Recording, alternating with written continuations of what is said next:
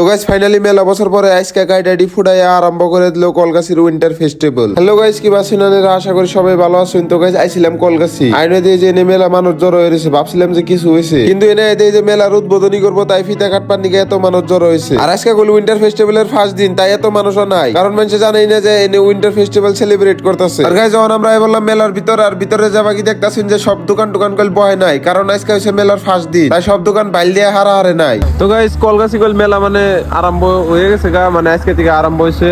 তো মানে অন্তরিকল সব বস্তু মানে ফিটিংও নাই, লাহে হইতাছে, কিন্তু মেলা আজকে আরম্ভ হয়ে গেছে গা। আর মেলা শেষ হবো 6 ডিসেম্বরে। তো এই যে এরোপ্লেন এসে গাইস, যার মতন পার্সোনাল এরোপ্লেন নিয়ে যাবেন গে।